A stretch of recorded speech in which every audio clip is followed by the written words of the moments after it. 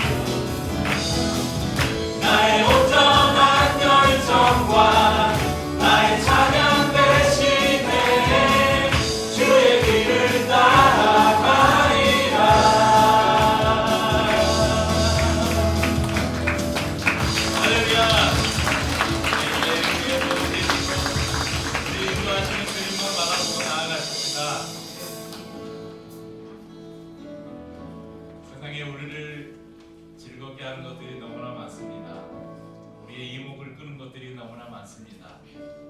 그래서 때때로 우리는 우리가 바라보아야 할 것들을 보지 못하고 다른 것들을 바라보다가 넘어지기도 하고 낙심 가운데 빠지기도 하고 때로는 하나님을 원망하기도 합니다. 그런데 주님이 우리에게 말씀하십니다. 주님을 바라보아라. 괴로울 때 주님의 얼굴 보라. 평화의 주님 바라보아라. 세상에서 시달린 친구들아 위로의 주님 바라보아라. 눈을 들어 주를 보라. 내 모든 염려 주께 맡겨라. 슬플 때에 주님의 얼굴 보라. 사랑의 주님 안식 주리라. 괴로울 때 주님의 얼굴 보라. 평화의 주님 바라보아. 세상에서 힘들고 지치셨으니까 여러분을 위로하시는 주님을 바라보십시오. 위로의 주님 바라보아. 눈을 들어 주를 보라. 내 모든 염려 주께 맡겨라. 슬플 때에 주님의 얼굴 보라. 사랑의 주님 안식 주리라. 힘이 없고 내 마음 연약할 여러분에게 힘드시는 능력의 주님을 불러보십시오. 바라보아라. 주의 이름을 부르는 모든 자는 힘주시고 늘 지켜주시니. 아멘. 눈을 들어 주를 보라. 내 모든 염려 주께 맡겨라. 슬플 때에 주님의 얼굴 보라. 사랑의 주님 안식 주리라. 이 고백의 주님을 바라보십시오. 우리의 도움 되시는 주님, 우리의 모든 염려와 아픔을 가져가시는 주님, 주께 맡겨라. 슬플 때에 주님의 얼굴 보라. 사랑의 주님 안식 주리라. 이쪽으로 이렇게 고개를 돌리면서 해야 되겠네. 오늘 다시 한번 기류의 교회를 찾아주신 성도님들, 소품교회 성도님들 감사드리고 예배를 통해서 성령 안에 더 깊은 연합과 교제가 있기를 바라고 또 예배 후에 또 육의 양식을 먹으면서 또 풍성한 교제를 나누셨으면 좋겠습니다. 저희 교회는 지금 감춰진 비밀이라는 주제를 가지고 계속해서 시리즈로 말씀을 나누고 있는데, 감춰진 비밀은 구약 성경 속에 예수 그리스도가 어떤 모습으로 감춰져 있는지 이런 비밀들을 찾아가 보는 말씀을 나누고 있습니다. 이제 오늘이 9번째 시간인데, 이전에 2번의 시간은 어떤 말씀을 나눴냐면 광야 여정 중에 일어난 사건, 특별히 먹을 것이 없어서 불평하는 이스라엘 백성들에게 하나님께서 하늘에서 만나를 내리셔서 그들을 먹이셨죠.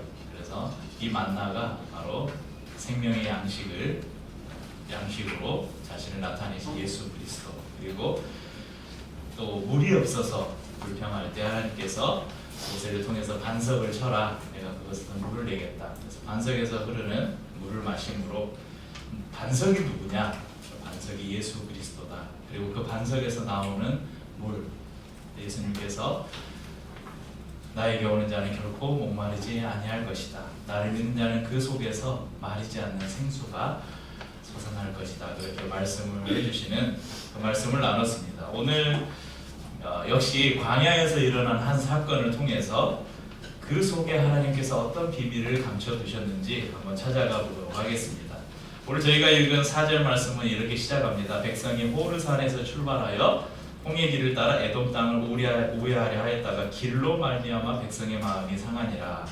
우리가 2주간 봤던 지도를 한번 보겠습니다.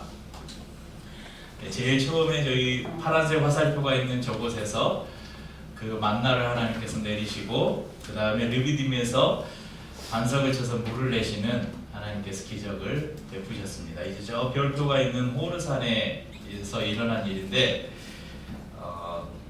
그 호르산에서 조금 왼쪽으로 올라가면 가데스 바네아라는 곳이 있습니다.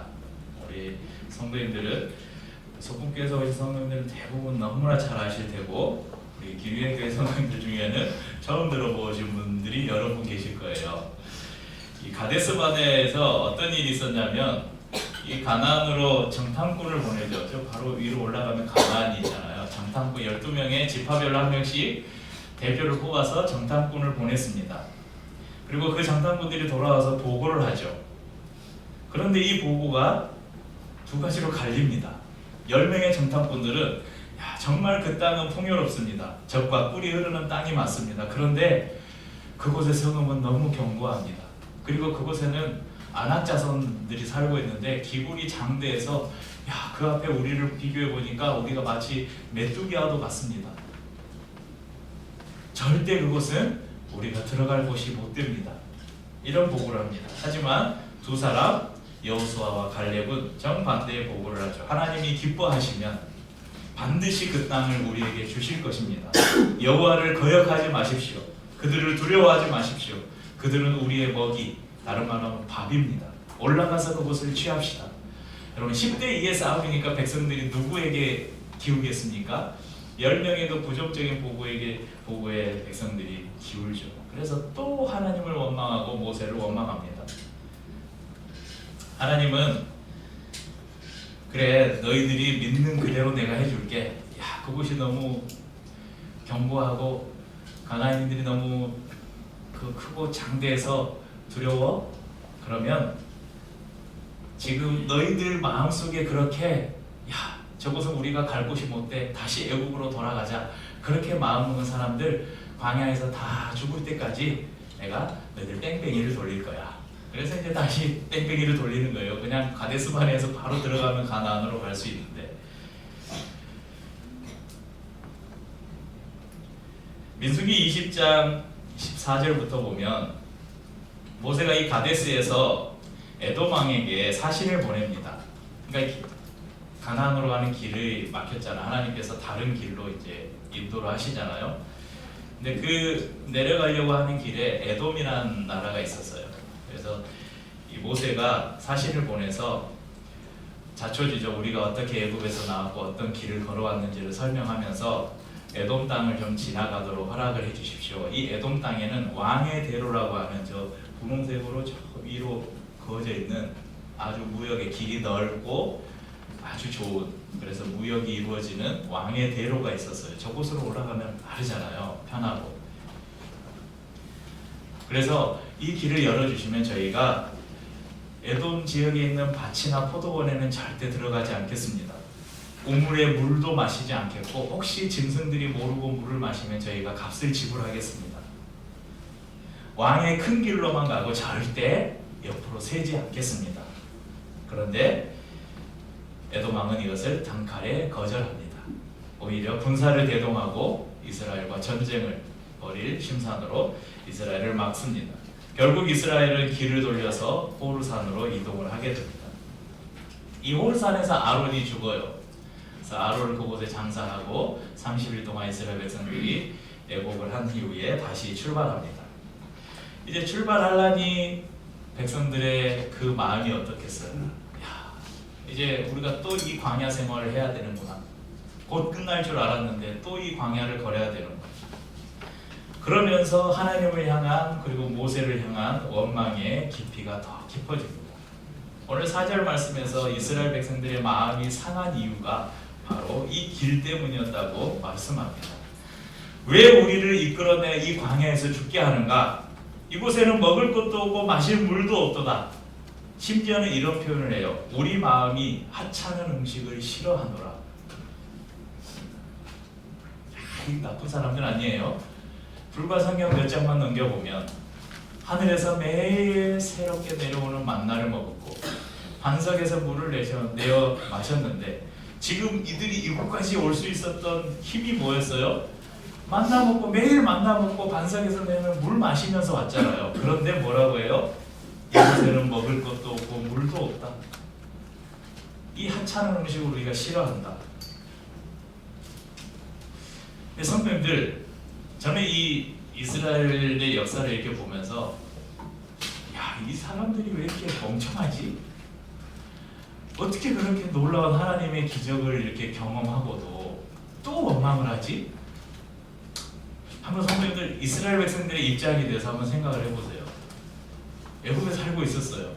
너무 날마다 아침에 일어나면 가서 노동을 하고 그 찌꼬리만한 음식 받아와서 먹고 날마다 배고프고 날마다 힘들게 일하고 그러다가 죽기도 하고 하나님 우리를 좀 구원해 주십시오. 우리를 좀 살려 주십시오 하니까 하나님께서 그래 내가 그러면 애굽에서 너희를 이끌어내서 가나안으로 너희를 인도하겠다. 못 믿겠어? 보여줄게. 그래서 10가지 재앙을 보여주시잖아요. 물론 이 이스라엘을 막는 바로의 강팍한 마음을 돌이키기 위해서 하나님께서 10가지 재앙을 내리셨지만 여러분 이 재앙을 누가 다 목격했어요? 이스라엘 백성들이 다 목격했죠. 하나님이 어떻게 역사하시는가를 다 경험했어요. 어디 그뿐입니까? 홍해에 딱 맞닥뜨렸어요. 그런데 갑자기 바다가 갈라져요. 그 바다 한가운데로 걸어서 홍해를 건넜습니다. 낮에는 구름 기둥이 뜨거운 햇빛을 막아주고 밤에는 불 기둥이 차가운 공기를 따뜻하게 해줬습니다. 이런 놀라운 이 중에서 여러분 하나만 여러분 진짜 눈으로 봤으면 절대 의심 안 하겠죠. 근데 이스라엘 백성들이 그러지 않아요. 계속해서 원망하고 불신하고 다시 돌아가자 합니다. 왜 그럴까? 계속 생각했어요. 왜 이스라엘 백성들이 이랬을까? 그들은 하나님의 구원의 계획과 섭리를 이해하지 못했기 때문에 저는 그런 반응을 보였다고 생각합니다. 이스라엘 백성들이 400여 년 가까운 시간 동안 애굽에 종살이했어요. 몸에는 애굽의 생활 방식이 완전히 배어 있습니다. 노예 근성, 말하자면 노예 근성이 그들 가운데 있어요. 그런데 지금 하나님께서 이스라엘 백성들을 인도하시려는 가나안은 애굽과는 달라요. 그곳은 하나님이 통치하시는 곳이에요.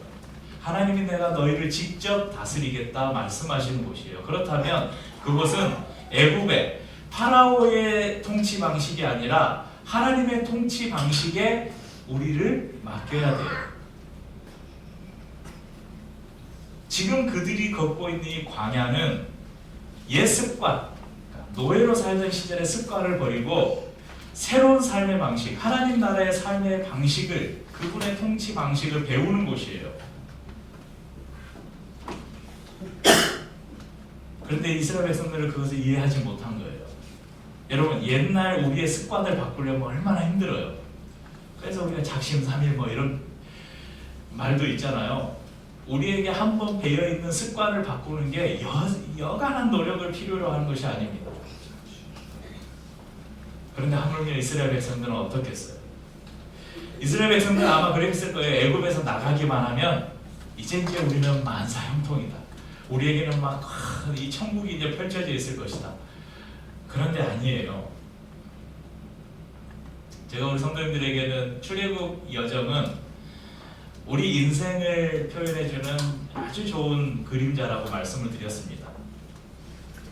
예수를 믿으면, 교회에 나와서 예배를 드리면 모든 문제가 잘 해결될 것이라는 우리에게는 그런 착각이 있습니다. 하지만 하나님을 알지 못하던 인생, 물론 우리 각자는 다 예수님을 인격적으로 만난 그 시기가 조금씩은 다르겠지만, 저는 19살 때인가 고3을 지나고 20살이 되기 전에 저는 예수님을 인격적으로 만났어요. 그러니까 20여 년 동안 저는 전혀 하나님을 모르고 그냥 세상의 방식대로 살아왔어요. 그 방식을 하나님의 나라의 백성으로 바꾸는데 얼마나 많은 최소 20년의 시간이 필요하지 않겠어요? 그러고 보니 제가 생각해 보니 그런 것 같아요. 제가 옛날에 막 성격도 더럽고 막 다혈질이고 막 그랬는데 예수를 믿고 나서 날마다 그것을 하나님 말에서 바꾸고 훈련하려고 해서 진짜 그런 것 같아요. 한 40 정도 되니까 이렇게 목회를 하다 보니까 사람들인데 다 저를 보고, 우리 증인들이시죠? 그 즈음에 제가 소금교회에서 다 그랬습니다. 우리 목사님 이렇게 인자하신가 막 그랬잖아요. 제가 옛날에는 안 그랬다니까요. 옛날에는 인상만 써도 막 사람들이 무서워서 다가오지를 못했어요. 그러니까 그런 시간들, 훈련하는 시간이 필요하다는 것이죠. 그런데 그 훈련하는 시간, 여러분 광야가 공점 같습니까? 광야에 가면 뭐 따뜻한 이부자리가 있고 뭐 풍성한 먹을거리가 있습니까? 광야는 당연히 목마름이 있죠. 광야에는 당연히 배고픔이 있습니다. 그곳에는 뱀과 정갈이 도사리고 있고 아말렉이나 아모리 족속들, 우리를 위협하는 수많은 대적들이 있습니다. 여러분, 우리의 삶이 그래요. 예수를 믿고 열심히 교회 생활도 하고 기도도 하고 믿음으로 살아보려고 하는데 원치 않는 고난에 마주합니다. 이해되지 않는 상황들이 우리를 힘들게 하기도 합니다. 갑자기 우리를 힘들게 하는 사람들이 불쑥불쑥 나타나기도 해요. 근데 왜 그럴까? 말씀드렸죠. 우리를 훈련해가는 과정이다. 이런 삶의 과정을 이해하지 못하면 우리도 이스라엘 백성들처럼 똑같은 원망을 해요. 왜 하나님 나에게 이런 고난을 주십니까? 그러다 결국 하나님을 원망하고 믿음에서 떠나기도 합니다. 하나님은 이스라엘 백성들을 징계하시죠. 6절에 보면 여호와께서 불뱀들을 백성 중에 보내어 백성을 물게 하심으로 이스라엘 백성 중에 죽은 자가 많은지라. 이 불뱀은 독이 있는 뱀을 말합니다. 주석을 보면 뱀에 물리면 막 불이 타는 것처럼 몸이 막 붉게 변하고 몸에 불이 타는 것처럼 그렇게 고통을 받다가 죽는다고 해서 이 불뱀이라고 하는데, 비록 하나님께서 불뱀을 통해서 이스라엘을 징계하셨지만 하나님이 이스라엘을 징계하신 이유는 그 백성들을 다 죽이려고 하셨겠어요? 하나님의 모든 징계는 사랑을 근거로 내리는 것임을 여러분 기억하시길 바랍니다. 그래서 혹시 여러분이 이 광야를 걷다가 내가 원치 않는 고난을 마주하게 되거든, 여러분 혹시 내가 무슨 잘못한 게 있는가 생각을 해보세요. 그러면 돌이키면 돼요. 하나님이 우리에게 오는 여러 가지 시험이 있지만 그 가운데 혹시 우리가 잘못을 해서 하나님이 우리를 돌이키기 위해서 징계하실 때 그 하나님의 마음을 우리가 알아야 돼요. 히브리서 12장 6절에서 8절에는 이렇게 말씀하셔요. 주께서 그 사랑하시는 자를 징계하시고 그가 받아들이시는 아들마다 채찍질 하심이라 하였으니 너희가 참음은 징계를 받기 위함이라. 하나님이 아들과 같이 너희를 대우하시나니 어찌 아버지가 징계하지 않는 아들이 있으리요. 징계는 다 받는 것이오늘 너희에게 없으면 사생자여 친아들이 아니니라. 하나님이 우리에게 징계하시는 이유, 우리가 잘못된 길로 갈 때 우리를 돌이키기 위해서 회초리를 드신 이유는 우리가 하나님의 아들이기 때문에 그래요. 옆집 애한테요. 여러분 요즘은 옆집 애한테 큰 소리만 쳐도 잡혀가요. 그런 시대입니다. 그렇지만 우리는 옆집 아들이 아무리 무슨 잘못해도 상관없잖아요. 하지만 우리의 자녀들이 잘못된 길로 가면 가만히 있을 수 없죠. 회초리를 들잖아요. 요즘에는 회초리 들어도 잡혀간대요. 근데 그 마음에 뭐가 있냐? 사랑을 바탕으로 하고 있다는 것입니다. 그래서 혹시 여러분의 삶에 어떤 고난이 오면 이것이 무엇 때문에 오는 고난인지를 먼저 살피고 이것이 하나님이 나를 연단하기 위하심이면 잘 견디시고, 지난주에도 제가 말씀드린 것 같은데 혹시 내가 하나님 앞에서 어떤 범죄한 것이 생각나면 그것을 기쁨으로 받아들이고, 하나님이 나를 사랑하셔서 또 나를 돌이키기 위해서 나에게 이런 고난을 주셨구나, 그렇게 다시 일어서시길 바랍니다. 자, 불뱀에게 물린 그들을 하나님께서 구원하는 방법을 마련해 두셨죠. 이것을 보면 하나님이 불뱀을 보낸 이유가 진짜 그들을 죽이려는 게 아님을 알 수 있잖아요. 왜냐하면 해결책을 만들어 놓으셨잖아요. 그 구원의 방법이 무엇입니까? 8절 보시죠. 8절 함께 읽죠. 여호와께서 모세에게 이르시되 불뱀을 만들어 장대 위에 매달아라. 물린 자마다 그것을 보면 살리라. 요즘에 뱀이 많다고 합니다. 그래서 뱀이 아무 데서나 나오대요. 막 산에 캠핑 가서 뱀 만나고, 뭐 물론 계곡에 물놀이 갔다가 뱀 만나고, 막 그래서 인증 사진들도 많아요. 근데 그런 사진들 중에는 그냥 이렇게 우리가 그 구렁이라고 말하는, 물뱀이라고 하는 그런 뱀도 있고 구렁이도 있고, 또 제가 어릴 때 제일 많이 봤다가 우리는 꽃뱀이라고 하는데, 꽃뱀 뭐라고 부르죠? 꽃뱀을 그 알록달록한 무늬 있는 아니고. 근데 이제 개 중에 어떤 사람들이 이렇게 막 산에서 뱀 봤다고 찍어도 이거 무슨 뱀이냐고 보면, 여러분 살무사 알죠? 머리가 이렇게 삼각형으로 생긴, 또 그 살무사보다 더 무서운 7.4, 7발자국 가다가 죽는다는 7.4 막 그런 게 있어요. 그런데 아주 가끔 누가 뱀에 물려서 죽었다는 기사가 아주 가끔 나오지만 요즘에는 거의 뱀에 물려서 죽는 사람들이 거의 없습니다. 그렇게 그 죽는 사람들은 그 독에 대해서 그 과민 반응, 알레르기 반응이 있는 사람들은 이제 벌에 쏘여도 막 그 호흡곤란 오고 그러잖아요. 그런 사람들이 죽거나 아니면 병원이 너무 멀어서, 너무 외진데서 뱀에 물려서 치료할 수 있는 시간을 놓쳐서 또 가끔 그렇게 목숨을 잃는 경우도 있는데, 대부분의 경우는 다 치료가 된다고 합니다. 그 치료가 되는 이유가 우리나라에 있는 모든 독을 가진 뱀에 해독제가 다 있다고 합니다. 병원들마다. 그래서 어떤 뱀에 물렸냐고 내가 물린 뱀의 그 대충 이야기만 해주면 그것에 맞는 해독제를 병원에서 처방을 해줘서 대부분 치료가 된다고 합니다. 그러니까 이게 맞잖아요. 뱀에 물리면 어떻게 해야 돼요? 해독제를 맞아야 되죠. 그러니까 하나님께서 이스라엘 백성들을 뱀을 물에서 물어서 죽게 하셨어요. 그러면 뱀에 물렸으면 하나님이 이들을 구원하시려면 뭘 줘야 돼요? 모세에게 요리 해가지고 해독제를 만들어서 먹여라, 뭐 이러시든지, 아니면 뱀을 보내셨으니까 뭐 메뚜기도 보냈다가 다 물러가게 하시고, 막 이도 보냈다가 물러가게 하시고 하니까 뱀도 보내셨다가 물러가라 하면 또 싹 물러갈 수도 있잖아요. 그런데 하나님이 그렇게 하지 않으시고 어떤 방법을 명령하셨습니까? 그 불뱀하고 똑같은 모양의 노스로, 구리로 뱀 모양을 만들어서 장대 위에다 매달아서 이스라엘 모든 사람들이 보는 곳에 높이 세워라. 그리고 이스라엘 백성들에게 뱀에 물린 사람들은 나와서 그 장대에 달린 뱀을 바라봐라. 그러면 살 것이다.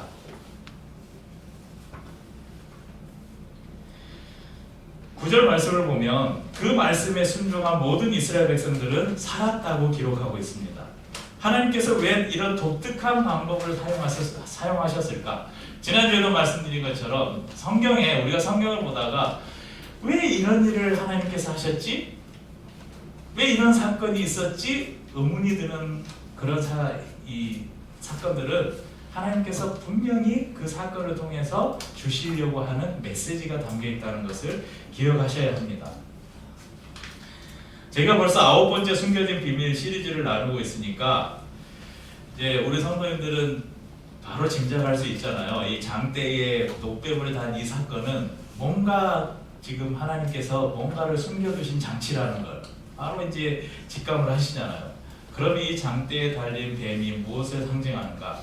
이것을 우리가 뭐 성경을 막 찾아가지고 굳이 막 어렵게 해석할 필요도 없어요. 예수님께서 직접 본인의 입으로 이것이 무엇인가를 설명해 주셨습니다. 요한복음 3장 14절에서 15절 말씀을 보겠습니다. 함께 읽죠. 모세가 광야에서 뱀을 든 것 같이 인자도 들려야 하리니 이는 그를 믿는 자마다 영생을 얻게 하려 하심이다. 요한복음 3장은 예수님께서 니고데모라는 사람과 나눈 대화를 기록한 말씀입니다. 니고데모는 바리새인이었고 유대인의 지도자였습니다. 이스라엘에는 71명으로 이루어진 최고 의결기구인 사네드린 공회라는 곳이 있었는데 이 니고데모는 그곳의 공회원이었습니다. 그러니까 예수님과 항상 적대적인 관계에 있던 이 바리새인인 니고데모가 예수님을 찾아왔어요. 아마도 다른 사람들의 눈을 의식했죠. 그래서 밤에 예수님을 찾아옵니다. 아마도 이 니고데모는 예수님께서 행하셨던 수많은 기적과 표적들을 전해 들으면서 이분이 우리가 기다리고 있던 메시아가 아닌가? 그래서 그분과 하나님의 나라에 대한 이야기를 해요. 예수님께서 니고데모와 하나님 나라를 말씀하면서 사람이 거듭나지 않으면 하나님 나라를 볼 수 없다. 니고데모가 거듭난다는 게 뭐예요? 다시 태어나는 거잖아요. 아니 사람이 어떻게 다시 태어날 수 있습니까? 엄마 뱃속에 다시 들어갔다가 나와야 됩니까? 그러니까 이 말은 불가능하다는 이야기죠. 그때 예수님께서 이 거듭남은 육체적인 것이 아니다. 사람이 물과 성령으로 거듭나야 하나님 나라를 볼 수 있다. 이렇게 말씀해 주십니다. 그러면서 예수님이 그래도 이게 무슨 말인지 모르고 혀뚱하고 있는 니고데모에게 네가 땅의 일을 말해도 못 알아듣는데 하물며 하늘의 일을 말하면 네가 알아듣겠느냐 하시면서 니고데모가 유대인 정통 유대인이잖아요. 바리새인이잖아요. 구약 성경에 능통한 사람이에요. 그래서 구약에 있는 한 사건을 말씀하시면서 지금 오늘 이 모세의 이야기를 예수님께서 꺼내시는 것입니다. 이 이야기를 그 이후에 있는 이야기를 여러분에게 간단하게 설명을 드리면 야 니고데모야 너 모세 이야기 알고 있지? 불순종한 이스라엘 백성들이 하나님이 보내신 불뱀에 물려서 죽어갈 때 모세가 장대에 노뱀을 만들어 높이 세우고 그것을 바라보라고 할 때 그것을 쳐다본 백성들이 모두 살아났어. 근데 니고데모야 그거 사실은 내 이야기야. 나에 대해서 미리 그림자로 그때 보여준 거야.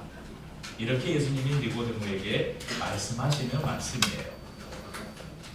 노뱀을 바라보고 살았다는 것은 예수님의 십자가를 보고 구원을 받는 것과 완벽하게 일치합니다. 노뱀을 쳐다본다는 것은 믿음이 없이는 불가능한 일이었기 때문입니다. 여러분 이스라엘 진영이 여기저기에서 불뱀이 나와서 사람들을 물어요. 독이 온몸에 퍼지고 몸이 불타는 것처럼 고통이 몰려옵니다. 그때 진영 밖에서 소리가 나요. 여러분 뱀에 물린 사람들은 빨리 나와서 장대 높이 매달린 노뱀을 쳐다보십시오. 그러면 살 것입니다. 어떤 사람들은 콧방귀를 끼면서 저런 정신 나간 사람을 만나 뱀에 물렸으면 해독제를 줘야지 무슨 약을 주든지 아니면 와서 좀 안수기도를 해주든지 이래야지. 뭔 뱀을 쳐다보라고?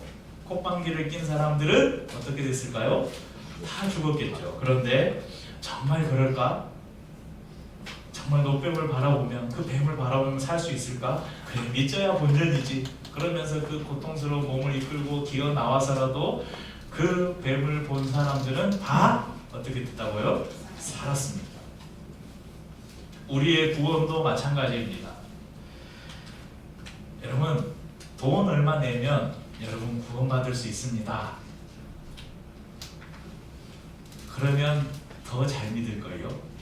그래서 수많은 이단들이 있는 거예요. 이미 이런 일이 있었잖아요. 중세시대 때 교회에서 뭘 팔았습니까? 면죄부를 팔았잖아요. 돈을 주고 면죄부를 사면 네 죄를 사함받고 하나님의 나라에 갈 수 있다. 그래서 돈을 주고 면죄부를 샀어요. 여러분 사람들이 왜 돈을 주고 면죄부를 샀을까요? 내가 비용을 지불하고 면죄부를 샀으니까 이 면죄부를 다 갖고 어떤 마음이 들었을까요? 야 이제 나는 천국에 갈 수 있어. 그러지 않았을까요? 그러니까 면죄부를 샀겠죠. 지금도 광장에 그리고 어떤 교회들 안에는 이런 성도들의 마음을 이용해서 가짜 복음을 파는 수많은 거짓 종교 지도자들이 있습니다. 구원은 너무나 쉬운 것입니다. 그저 바라보기만 하면 됐어요. 다른 말로 하면 그저 믿기만 하면 됐습니다. 그래서 어쩌면 가장 쉬운 것 같으면서 가장 어려운 것이 구원인지 모릅니다. 그래서 가장 어리석어 보이는 방법을 통해서 하나님은 우리를 구원하십니다. 고린도전서 1장 18절에 이렇게 말씀합니다. 십자가의 도가 멸망하는 자들에게는 미련한 것이요 구원을 받는 우리에게는 하나님의 능력이라. 여러분, 녹뱀이 어리석은 사람들에게는 미련한 것처럼 보였어요. 그런데 구원을 받을 사람들에게는 그 녹뱀은 치유의 능력이었습니다. 십자가는 어리석은 사람들에게는 미련하게 보입니다. 무슨 하나님의 아들이 십자가에서 달려서 죽어? 그냥 싹 쓸어버리고 인간들 싹 쓸어버리고 구원하면 되지? 하지만 하나님은 미련한 방법을 사용하셨습니다. 그 미련한 방법으로 보이는 십자가가 믿고 그것을 믿는 사람들에게는 하나님의 능력이 됩니다. 예수님께서 니고데모에게 모세 이야기를 하신 후에 이어서 3장 16절 말씀을 하시는데, 여러분 보지 않아도 여러분 잘 아시는 성경 구절입니다. 하나님이 세상을 이처럼 사랑하사 독생자를 주셨으니 누구든지 예수 믿으면 멸망하지 않고 영생을 얻으리로다. 요한복음 3장 16절. 주일학교 때 이거 많이 하셨죠? 우리 너무 잘 알고, 이게 완전히 복음의 진수잖아요. 이 요한복음 3장 16절. 그리고 17절에는 이렇게 말씀하셔요. 하나님이 그 아들을 세상에 보내신 것은 세상을 심판하려 하심이 아니요 그로 말미암아 세상이 구원을 받게 하려 하심이라. 이 말씀을 민수기 21장의 말씀으로 이렇게 좀 표현을 해보면, 하나님이 불뱀을 이스라엘에게 보내신 것은 이스라엘을 심판하려 하심이 아니요 녹뱀으로 말미암아 이스라엘이 구원을 받게 하려 하심이라. 이렇게 바꿔볼 수 있겠죠. 우리는 장대에 달린 녹뱀 사건을 통해서 예수님을 바라봅니다. 그리고 우리 스스로에게 늘 물어야 합니다. 내 삶에 찾아오는 고통과 고난, 어려움의 순간에 우리는 불평하고 원망할 것인가? 아니면 예수님을 바라볼 것인가? 하나님은 그 답을 분명하게 우리에게 알려주셨습니다. 민수기에서는 그것을 보면 살리라 말씀하셨고, 요한복음에서는 믿는 자마다 영생을 얻으리라 말씀하셨습니다. 저와 우리 성도님들은 아직 광야를 걷고 있습니다. 아직 우리에게 할 가나안은 이르지 않았습니다. 또 어떤 어려움을 만나는지 우리는 알 수 없습니다.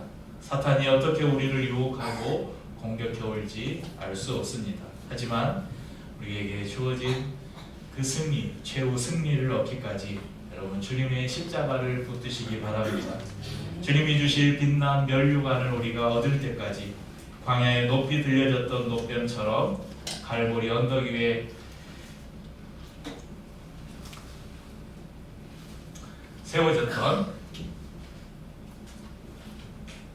주님의 십자가를 함께 바라보시기 바랍니다.